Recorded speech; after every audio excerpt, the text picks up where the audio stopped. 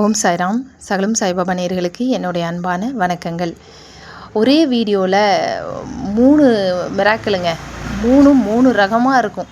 ஒவ்வொன்றும் வேறு லெவலில் இருக்கும். சத்தியமாக சொல்கிறேன், ஹைப் கொடுக்குறேன்னு நினைக்காதீங்க. நிஜமாக நல்லாயிருக்கும். வீடியோக்குள்ளே போகிறதுக்கு முன்னாடி வீடியோவை லைக் பண்ணிவிட்டு சேனலை சப்ஸ்கிரைப் பண்ணிக்கோங்க. அந்த பெல் ஐக்கானை கொஞ்சம் தட்டிக்கோங்க. இப்போ ரொம்ப சூப்பரான ஒரு மிராக்கிள் வீடியோக்குள்ளே போகலாமா? வணக்கம். இது சகலமும் சாய்பாபா.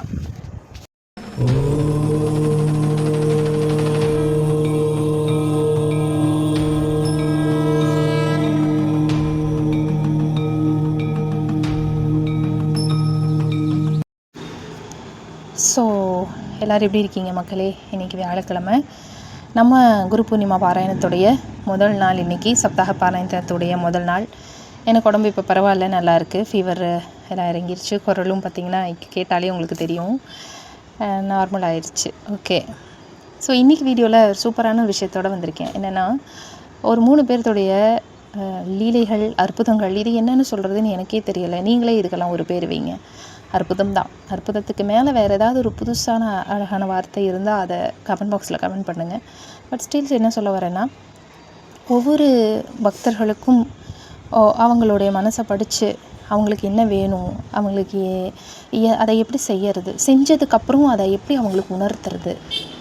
இது இந்த மாதிரி நான் உனக்காக தான் இதை செஞ்சுருக்கேன், இது நீ பார்த்தியா, இதை நீ கவனிச்சியா, இதை பாரு அப்படிங்கிற மாதிரி ஒவ்வொன்றையும் பக்தர்களுக்கு உணர்த்தி அவங்க கண்ணில் இருந்து கண்ணீர் வர வச்சு அவங்கள சிலாகிக்க விட்டு அவங்க சந்தோஷப்படும்போது அதை பார்த்து ஆனந்தப்படுற ஒரு கடவுள். அது யார்? சாக்ஷாத் சாய்நாதர் தான். அப்படி ஒவ்வொருத்தரையும் ஆனந்தத்தில் தத்தளிக்க விட்டு அவங்கள அளவச்சு இவர் சந்தோஷப்படுவார். மற்றவங்கள மகிழ்விச்சு சந்தோஷப்படுற ஒரு கடவுள். ஒரு 3 பேர்த்துடைய அற்புதத்தோடு வந்திருக்கேன். 3மே சின்ன சின்னதாக இருக்கும், ஆனால் ரொம்ப அழகாக இருக்கும். ஓகே, 3 வாய்ஸ் நோட்டையும் கேளுங்க. முதல்ல ஒரு வாய்ஸ் நோட் வைக்கிறேன். என்னென்னா, குரு பூர்ணிமாவுக்கு சகோதரி சச்சரத பாராயணம் தொடங்கியிருக்காங்க. 9 நாள் பாராயணம் பண்ணலான்னு தொடங்கியிருக்காங்க. தொடங்கினது தான் கோடு, பாபா வந்துட்டார். சூப்பரான ஒரு காட்சி, கனவு காட்சி மட்டும் கொடுக்காம கனவோடு சேர்த்து நிஜத்துலேயும் ஒரு காட்சி கொடுத்துருக்காரு. அது என்னங்கிறத அவங்க வாய்ஸ் நோட்டில் நீங்கள் கேளுங்க. ஹாய் சிஸ்டர், எப்படி இருக்கீங்க? ஃபீவர்லாம் சரியாயிடுச்சா சிஸ்டர்? ஹெல்த்தை பார்த்துக்கோங்க சிஸ்டர். ஒர்க்கு வேறு அதிகமாக இருக்குதுன்னு சொன்னீங்க. ஸோ நீங்களும் உங்கள் ஹெல்த்தை பத்திரமா பார்த்துக்கோங்க சிஸ்டர். ரெஸ்ட் எடுங்க. நான் நேற்றுலேருந்து 9 டேஸ் பாராயணம் படிச்சுட்ருக்கேன் சிஸ்டர், போய்கிட்டு இருக்கு. நான் மண்டே நைட்டு தூங்கும்போது பாபாவை கும்பிட்டு படுத்தேன். பாபா, நீங்கள் என்னை ஆசீர்வாதம் பண்ணணும், நல்லபடியாக பாராயணம் முடிக்கணும் அப்படின்ட்டு. ஆனால் எனக்கு கனவுல வந்தார். அம்மா வீட்டுக்கு வந்தார். அம்மா வீட்டில் நாங்கள் இருக்கிற மாதிரியும், அம்மா வீடு இப்போ இருக்கிற வீடு கிடையாது, பூர்வீக வீட்டில் பழைய வீடு ஒன்று இருந்துச்சு, அதை காமிச்சார். அதில் பாபா தான், ஆனால் வந்தது வேற ஒரு துறவி மாறி வந்தார். நாங்கள் உங்ககிட்ட கேட்குறோம், நீங்கள் யார் என்னன்னு கேட்கல. என் பேர் ஸ்ரீ சாய் ஹரி, நான் சாய்பாபாவோட தீவிரமான பக்தன், சும்மா அவங்கள பார்த்துட்டு போகலான்னு வந்திருக்கேன் அப்படின்னு சொல்கிறாரு. நாங்கள் அவருக்கு ஆரத்தி எடுக்கிறோம். ஆரத்தி எடுத்து பொட்டு வச்சு வீட்டுக்குள்ளே கூப்பிட்டுட்டு, அம்மா தயிர் சாதம் வச்சுருக்காங்க. அந்த தயிர் சாதம் கொடுக்குறோம் அவருக்கு நானே கையால் ஊட்டி விடுறேன். அப்புறம் என்னன்னு தெரில, அவரோட கால் பாதத்தில் அந்த சாப்பாடை வைக்கிறேன். 2 கால் பாதத்துலேயும் சாப்பாடை வச்சுட்டு தொட்டு கும்பிட்றேன். அதுக்கப்புறம் அவர் என்னை அப்படி நான் தொட்டு கும்பிடும்போது தலை மேலே கை வச்சு ஆசீர்வாதம் பண்ணுறார். நீ நல்லா இருப்பாம்மா அப்படின்ட்டு. உடனே 2 பாப்பாங்களையும் கூப்பிட்றேன், வாங்க வாங்க இவர்கிட்ட ஆசீர்வாதம் வாங்கிக்கோங்க அப்படின்ட்டு. பாப்பாங்களையும் ஆசீர்வாதம் பண்ணிவிட்டு அம்மாவையும் ஆசீர்வாதம் பண்ணிவிட்டு நான் போயிட்டு வரேம்மா அப்படின்ட்டு போயிடுறாரு சிஸ்டர். இதான் கனவு. நேற்று ஸ்டார்ட் பண்ணேன். அவ்வளோ இன்ட்ரெஸ்ட்டாக போச்சு. நான் இந்த அளவுக்கு நான் பாராயணம் பண்ணதே கிடையாது. அவ்வளோ இதாக இருந்துச்சு. எனக்கு அந்த புக்கு கீழே வைக்கவே மனசு இல்லை. அவ்வளோ இன்ட்ரெஸ்ட்டாக போய் படிச்சுக்கிட்டே இருந்தேன். டக்குன்னு முடிச்ச மாதிரி இருந்துச்சு. நான் அதுக்குள்ளே முடிச்சிட்டோமா ஃபஸ்ட் டே அப்படின்ற மாதிரி இருந்துச்சு. அப்போது நேற்று ஈவினிங் சாமி கும்பிடலாம் அப்படின்ட்டு கும்பிடும்போது தான் ஒரு மிராக்கிள் இருந்துச்சு. நம்ம வீட்டில் பாபா ஃபோட்டோ ஃப்ரேம் ஒன்று வச்சுருப்பேன். அது அவர் கால் பார்த்துட்டு தான் நீங்கள் எனக்கு ஒரு காயின் ஒன்று அனுப்பி விட்டீங்கல்ல, அந்த காயினை அவர் பார்த்துட்டு எப்போவுமே நான் வச்சுருந்துருப்பேன். அது சைடில் பார்த்தா நேற்று பாபாவோட உருவம் மாதிரி இருந்துச்சு சிஸ்டர். இந்த பாபா நம்ம இதிலேயே பார்த்துருக்கேன்னு பார்க்கும்போது எனக்கு இந்த ஃபோட்டோ கிடச்சிது. நல்லா பாருங்க, 2 பாபாவும் ஒரே மாதிரி இருக்காங்க. ரொம்ப சந்தோஷமா இருக்கு சிஸ்டர். எனக்கு ஃபர்ஸ்ட் டேவே இப்படி ஒரு காட்சி குடுப்பாருன்னு சத்தியமா நான் எதிர்பார்க்கவே இல்ல. ரொம்ப தேங்க்ஸ் சிஸ்டர். நான் உங்களால தான் நேத்து 9 டேஸ் பாராயணமே வந்து நானு ஸ்டார்ட் பண்ணியிருக்கேன். ஏன்னா லாஸ்ட் வீக் தான் ஒரு 5 டேஸ் பாராயணம் வந்து முடிச்சேன். மறுபடியும் என்னன்னா, சரி நம்ம குரு சரித்திரம் அப்படி இல்லன்னா ஞானேஸ்வரி படிக்கலாம். ஸ்ரீ சாய் ஞானேஸ்வரி வேணா படிக்கலாம் அப்படின்ற ஒரு இதுல தான் இருந்தேன்.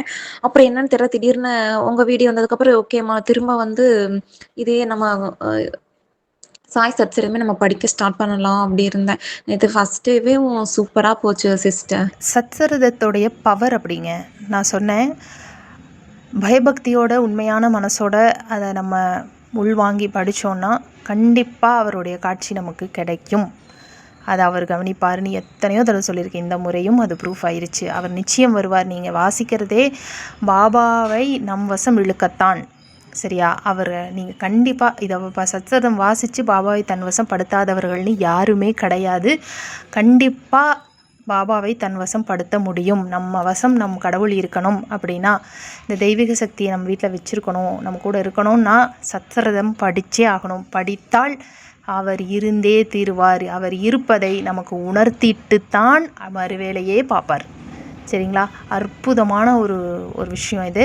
அடுத்தது இன்னொரு சகோதரிக்கு நடந்த ஒரு ரொம்ப அழகான ஒரு விஷயங்க. அதையுமே நீங்கள் வந்து கேளுங்க. அவங்க வாய்ஸ் நோட்டில் கேட்டுட்டு வாங்க. அதுக்கப்புறம் நான் சொல்கிறேன் உங்களுக்கு என்னென்னு. ஹலோ பிரீத்தி அக்கா, எப்படி இருக்கீங்க? நல்லா இருக்கீங்களா? அக்கா, நேற்று நைட்டு எனக்கு ஒரு கனவு வந்துச்சு. அது என்னன்னா, நான் வீட்டுக்குள்ள உட்காந்துருந்தேன்க்கா. கனவுல இல்லை, உண்மையிலே நடக்குது. நான் வீட்டுக்குள்ள உட்காந்துருந்தப்ப பாபாவை வண்டியில் வச்சு கூட்டு வருவாங்கல்ல, நிறைய பாபாவை வச்சு காசு கேட்டு வருவாங்களா, அது மாதிரி வந்தாங்களா. வந்தப்ப தெருவில் நிறைய அங்கங்கே வீட்டு வாசல் நின்றுட்டு இருந்தாங்களா. நான் அவங்களுக்கு முன்னாடிலாம் பாபாவை கும்பிட்றதுக்கு சங்கடப்பட்டுக்கிட்டு பக்கத்து அமைதியாக நின்றுட்டேன். வண்டிக்கிட்ட அந்த பாபா வச்சிருப்பாங்களா, வண்டிக்கிட்ட அமைதியாக நின்றுட்டேன். அப்போ எனக்குள்ள மனசு உறுத்துது. பாபா நம்ம வீடு தேடி பக்கத்துல வரையும் வந்துட்டாரு, வீட்டு வாசல்ல நிக்கிறாரு, நம்ம கையெடுத்து கூட அவரை கும்பிடலையே அப்படின்னு நினைக்கிறேன். அப்ப எல்லாரும் அவங்க வீட்டுக்குள்ள போனோடனே நான் அந்த வண்டி கிட்ட போய் அந்த பாபாவோட கால் பார்த்து தொட்டு கும்பிட்டுக்கிறேன். இது உண்மையில நடந்துச்சுக்கா. அப்புறம் எங்க வீட்டுக்கு வந்து ஒரே கவலை. சரி, நம்ம சுத்தி இருக்க ஆளுகளை பார்த்துக்கிட்டு நம்ம பாபா ஒழுங்கா கும்பிடாம போயிட்டோமேன்னு கவலையா இருந்துச்சு. நைட்டு தூங்கிட்டேன். ஆனா சொல்லிட்டு தான்க்கா தூங்குவேன். இன்னைக்கெல்லாம் என் கனவுல நீங்க வாங்க பாபா அப்படின்னு சொல்லிட்டு தான் தூங்குவேன். அதே மாதிரி வந்துருவாருக்கா. வந்து என்ன பண்ணாருன்னா, விபூதி எடுத்து என் நெத்தியில பூசி விடுறாரு. பூசுறதுக்கு முன்னாடி ஒரு கிள்ளி என்னை கிள்றாருக்கா, நக்கலா. கிள்ளி வச்சுட்டு நெத்தியில துணூறு எடுத்து பூசி விடுறாரு. நான் அப்படியே குனிஞ்சு வாங்குறேன் அந்த துணூற. அப்ப என் ஃப்ரெண்டு மேகான்னு ஒரு பிள்ளை, ஸ்கூல் ஃப்ரெண்டு. 10th படிக்கிறப்ப ஃப்ரெண்டா இருந்துச்சு. அந்த பிள்ளைக்கு துணூறு எடுத்து பூசி விடுறாரு. கனவுல அப்படி வந்துச்சுக்கா. பாபா வந்துட்டாருன்னு ரொம்ப சந்தோஷமா இருந்துச்சு. சச்சரிதத்துல கூட சொல்லியிருப்பார்லக்கா, மேகா வந்து என்ன உண்மையான பக்தன் அப்படின்னு சொல்லியிருப்பார்ல. அதே மாதிரி ஸ்கூல் ஃப்ரெண்டு மேகா வந்தோனே அத நான் குனிஞ்சு வேற விபூதி வாங்கினேனா, நேத்து ஃபீல் வேற பண்ணேன். நம்ம ஒழுங்கா கும்பிடலையே, பாபா நம்ம என்ன நினைப்பாரு அப்படின்னு கும்பிட்டு அப்படி நினைச்சிட்டு ரொம்ப கவலைப்பட்டுட்டு தான் தூங்குனேன். மேகா கரெக்டா கனவுல வந்துச்சு, என் ஃப்ரெண்டு மேகா. அப்ப நானும் உண்மையான பக்தன் பாபா சொல்ல வராரோ அப்படின்னு நானும் நினைச்சுக்கிட்டேன்க்கா. நினச்சிக்கிட்டே இல்லை, அதை உங்களுக்கு உணர்த்தினதே பாபா தான். ஒரு கனவு வந்ததுக்கப்புறம் நமக்கு ஒரு விஷயம் உள்ளுக்குள்ளே தோணுதுன்னு வைங்களேன், அந்த தோன்றது நம்மளாக உருவாக்குறதில்ல, அந்த நமக்கு அந்த பதிலை கொடுக்கறதே பாபா தான். அதை நல்லா புரிஞ்சுக்கணும். ஸோ இவங்களுக்கு அது தோணுதில்ல, ஒரு வேளை நம்ம உண்மை பக்தன்னு பாபா சொல்கிறாரோ அப்படின்னு அதை தோண வச்சது பாபா. உண்மைய பக்தன் அப்படின்னு தான் அவர் சொல்கிறாரு. அதுதான் உண்மை. ஏனென்றால் சத்திரத்தில் நம்ம படிச்சிருப்போம், பணிவான ஒரு வணக்கம் எனக்கு போதுமானதுன்னு சொல்லுவார். ஒருத்தர் வந்து சும்மா சும்மா போய் காலில் விழுவார். இப்போ இவங்க என்ன மனசில் நினச்சிருக்காங்கன்னா, நம்ம வணங்காமல் விட்டுட்டோமே, பாபா ஏதாவது தப்பாக நினச்சிருப்பாங்களா அப்படின்னு இவங்க நினைக்கிறாங்க. ஆனால் பாபா இந்த கனவு மூலமா என்ன சொல்ல வராருன்னா, ஒரு உண்மையான பக்தன் என்னை மனதார நினைத்து கொண்டாலே போதுமானது அப்படின்னு அவர் சொல்ல வராரு. ஏன்னா, ஐயோ நம்ம காலில் விழுந்து நமஸ்காரம் பண்ணலையே அப்படின்னு நீ மனசில் நினச்ச பார்த்தியா, அது போதும் எனக்கு. ஏன்னா அதுதான் உண்மையான மரியாதை. அதை நம்ம சத்திரத்தில் படிச்சிருப்போம். ஒருத்தர் சும்மா சும்மா போய் காலில் விழுவார். காலில் விழுங்கும்போது, எதுக்கு சும்மா நீ என் காலில் விழுந்துக்கிட்டே இருக்க, பணிவான ஒரு நமஸ்காரம் எனக்கு போதும் அப்படின்னு அவர் சொல்லுவார். ஞாபகம் இருக்கா? படித்தவங்களுக்கு ஞாபகம் இருக்கும். அது எந்த சாப்டர்னு எனக்கு இப்போ சட்டுன்னு ஞாபகத்துக்கு வர மாட்டேங்குது. அதுதான் இந்த சகோதரிக்கு நடந்திருக்கு. நீ என்னை வணங்காவிட்டாலும் மனதளவில் ஐயோ வணங்கலையே அப்படின்னு மனதளவில் நீ நினச்சிட பார்த்தியா, அந்த பணிவான மரியாதை, அந்த பக்தி, அதுதான் எனக்கு வேணும். அதற்கு பெயர் தான் பக்தி. பக்தியே இல்லாமல், ஒருத்தர் மேலே எந்த ஒரு அன்பும் இல்லாமல், மரியாதையும் இல்லாமல், ஏதோ காலில் விழுகணுமே அப்படின்னு நீங்கள் விழுந்தால் அந்த நமஸ்காரத்துக்கு எந்த பயனும் இல்லை. அதன் மூலம் எந்த ஆசீர்வாதமும் நமக்கு கிடைக்காது. ஆனால் காலில் விழுந்து நமஸ்காரம் பண்ணவே இல்லை என்றாலும் உங்கள் மனதில் உண்மையான அன்பும் மரியாதையும் பக்தியும் வைத்திருக்கிறீர்களானால் அதுதான் எனக்கு வேண்டும் அப்படின்னு பாபா சொல்கிறார். நீ என் காலில் விழுந்தியா இல்லையான்னு நான் பார்க்க மாட்டேன், ஆனால் உன் மனசில் எனக்காக இடம் வச்சிருக்கியான்னு நான் பார்ப்பேன். அப்படி நீ வச்சிருக்க, அதை நான் பார்த்துட்டேன், அது எனக்கு போதுமானது அப்படின்னு அவர் சொல்கிறாரு. ஆகையால் நீ என் உண்மையான பக்தன் அப்படின்னு இந்த எவ்வளோ அழகாக உணர்த்தியிருக்காருங்க. அப்பா, எனக்கு என்னென்னா, எனக்கு வர்ற கனவை காட்டிலும் எனக்கு என்னுடைய சப்ஸ்கிரைபர்ஸ்க்கு வர்ற கனவுகளையெல்லாம் கேட்கும்போது அதை உங்கள்கிட்ட எல்லாம் ஷேர் பண்ணும்போது எனக்கு ரொம்ப சந்தோஷமாக இருக்குங்க. எனக்கு உண்மையாக சொல்கிறேன், என்னை பற்றின எத்தனையோ கனவுகளை நான் சொல்லணும்னு நினச்சா கூட எனக்கே சில சமயத்தில் சலிப்பு தட்டும். எத்தனையாக தான் சொல்கிறது, நம்ம சொல்லும்போது நமக்கு மட்டும்தான் நடக்குது அப்படிங்கிற மாதிரி நினைக்கிறாங்களே, ஸோ வேண்டாம். ஆனால் பாருங்களேன், எவ்வளோ பேருக்கு எவ்வளோ பண்ணியிருக்காருன்னு. அடுத்து சூப்பரான இன்னொரு வாய்ஸ் நோட்டு கேளுங்க. இன்னொரு சகோதரி சொல்கிறேன், அது வேறு லெவல் சூப்பராக இருக்கும். உண்மையாலுமே நீங்கள் கேளுங்க. என்னென்னா, கோல்டு மெடல் வாங்கணும் அப்படிங்கிற எய்மோடு படிச்சிருக்கிறாங்க ஒரு சகோதரி. அதற்காக ஸ்தவன மஞ்சரியையும் இன்னொரு பக்கம் அவங்க பாராயணம் பண்ணியிருக்காங்க வேண்டுதல் வச்சு. என்ன நடந்ததுன்னு கண்ணீர் மூழ்க அவங்க ஷேர் பண்ணியிருக்காங்க, கேட்டு வாங்க. எனக்கு ஒரு பெரிய மிராக்கிள் நடந்திருக்குக்கா. நான் யூஜி இப்போ தான் முடித்தேன். நான் கோல்டு மெடல் வாங்கணுங்கிற ஒரு எய்மோடே படித்தேன். எக்ஸாம்லாம் முடிஞ்சது. நான் எக்ஸாம் முடிஞ்சதுலேருந்தே டெய்லி ஸ்தவன மஞ்சரி ஒரு நாள் கூட விடாமல் படிச்சுட்டு இருந்தேன். அதுக்கப்புறம் 50 days பாராயணம் அதுவும் முடித்தேன். திருப்புகள் படித்தேன். அப்புறம் குரு பூர்ணிமாக்காக ஒரு நாளைக்கு 9 தடவை ஸ்தவன மஞ்சரி படிச்சுட்டு இருந்தேன். இப்போது அக்காவுக்கு டெலிவரி ஆனதுனால படிக்க முடியல, எனக்கு ஒரு கஷ்டமாக இருந்தது. அதுக்கப்புறம் திருநெல்வேலியில் இருந்தேன். அங்கே பாப்பாவையும் அக்காவையும் பார்த்துக்கிறதுக்காண்டி அங்கே போயிருந்தேன். அப்புறம் எனக்கு நேற்று நைட்லேருந்து ஒரே ஃபீவர், அதனால் பாப்பாவுக்கு வந்துடக்கூடாது அப்படிங்கிறதுக்காண்டி நான் இன்றைக்கி மார்னிங் 5 o'clock எங்கள் வீட்டுக்கு வந்துட்டா. இன்றைக்கி எங்கள் வீட்டில் யாருமே இல்லை, நான் மட்டும் தான் இருக்கேன். ஒரு போஸ்ட் வந்தது. என்னென்னு ஓப்பன் பண்ணி பார்த்தா, நான் கோல்டு மெடல் வாங்கியிருக்கேன், அதை ரிசீவ் பண்ணுறதுக்கான இன்விடேஷன் வந்திருக்கு. நான் அங்கேருந்து வரும்போது ரொம்ப ஃபீல் பண்ணேன். இன்னும் கொஞ்ச நாள் பாப்பாவை பார்த்துருக்கலாமே. அங்கே பெரியம்மாவுக்கு ரொம்ப பாப்பாவையும் அக்காவையும் பார்த்துக்கிறதுக்கு ரொம்ப கஷ்டமாக இருக்குது. அதனால் நான் இருந்தால் உங்களுக்கு ஒரு சப்போர்ட்டாக இருக்கும். ஏன் எனக்கு ஃபீவர் வந்துச்சு பாப்பா அப்படின்னு நினச்சேன். இங்கே பார்த்ததுக்கப்புறம் தான் தெரியுது, அந்த போஸ்ட்டை என் கையால் வாங்கணும் அப்படிங்கிறதுக்காண்டி தான் பாபா எனக்கு ஃபீவர் வர வச்சு வீட்டுக்கு வர வச்சுருக்காங்க அப்படின்னு. இப்போ நான் தான் யூனிவர்சிட்டி டாப்பர், கோல்டு மெடல் வாங்குகிறேன். ஜூலை 28 எனக்கு கான்வெகேஷனுக்கா. ரொம்ப ஹாப்பியாக இருக்கு. எல்லாத்துக்கும் காரணம் பாபா மட்டும்தான். அதாவதுங்க, இந்த 4 வருஷத்தில் ஒரு 1000 10,000 முறை கூவியிருப்பேன். நான் எத்தனை முறை சொல்லியிருப்பேனே எனக்கு தெரியல. பாபா ஒன்று செஞ்சால் அதுக்கு பின்னாடி கரெக்டான ஒரு காரணம் இருக்கும். He always has perfect timing for everything. எல்லாத்துக்கும் ஒரு பர்ஃபெக்டான ஒரு டைமிங் வச்சுருப்பார். அந்த டைம் வந்தால் எல்லாமே கரெக்டாக நடக்கும்.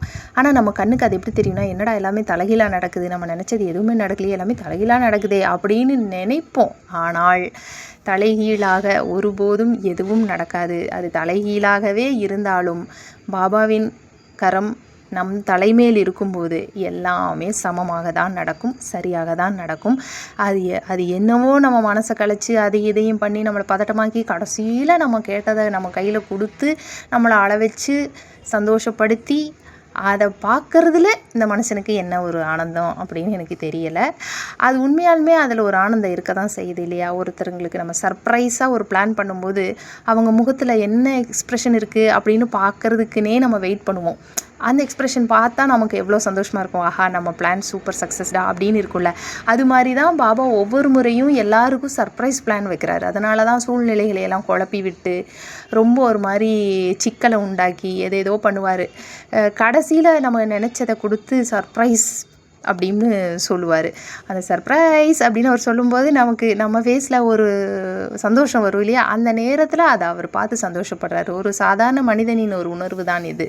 மனிதனாகவே வாழ்ந்து மனிதனாகவே இருந்து கஷ்டப்பட்டு அதுக்கப்புறம் சமாதியான ஒரு மகான் அல்லவா அவர். அதனால் மனித உணர்வுகளோடு விளையாடுறது அப்படிங்கிறது அவருக்கு ரொம்ப கைவந்த கலை.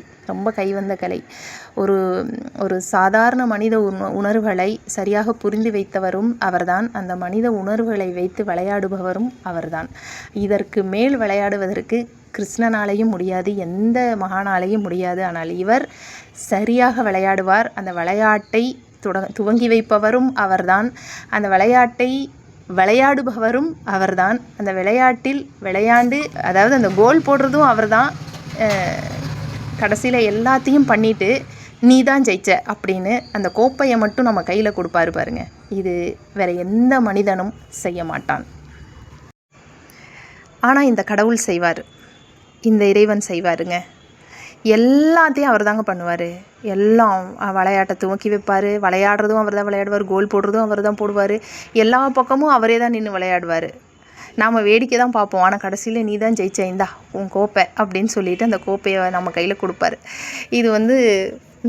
இதுதான் இப்போ நீங்கள் பார்த்தது. இப்போ இது வரைக்கும் சாயோடைய பக்தர்களுடைய எல்லா சாய் பக்தர்களுடைய வாழ்க்கையிலையுமே இது நடந்திருக்கும். நம்ம என்ன பண்ணணும், நம்ம ஒன்றுமே பண்ணலையே ஆனால் நம்ம ஜெயிச்சிட்டோமே அப்படின்னு ஒரு ஃபீல் நமக்கு வரும். அது இந்த பாபாவால் மட்டும்தான் அந்த ஃபீலை கொடுக்க முடியும், அந்த உணர்வுகளை கொடுக்க முடியும். ஆகையால் பாபாவை நீங்கள் கரம் பிடிச்சிருக்கீங்க அப்படின்னா சந்தோஷப்படுங்க, பெருமைப்படுங்க, மகிழ்ச்சியாக இருங்க. சரிங்களா? எப்படி இருந்துச்சு இந்த வீடியோ அப்படின்னு சொல்லிட்டு மறக்காமல் கமெண்ட் பண்ணுங்கள். ஒவ்வொன்றும் ஒவ்வொரு ரகமாக அழகாக இருந்ததில் எனக்கு 3மே ரொம்ப பிடிச்சதுங்க. உங்களுக்கு எப்படிங்கிறத கமெண்ட் பாக்ஸில் கமெண்ட் பண்ணிவிட்டு லைக் பண்ணிவிட்டு எல்லாருக்கும் ஷேர் பண்ணுங்கள். கண்டிப்பாக எல்லோரும் தெரிஞ்சுக்கிட்டும். மீண்டும் நம்ம இன்னொரு வீடியோவில் சந்திக்கலாம். நன்றி, வணக்கம். ஓம் சாய்ராம். ஸ்ரீ சாயியை பணிக அனைவருக்கும் சாந்தி நிலவட்டும். ஜெய் சாய்ராம்.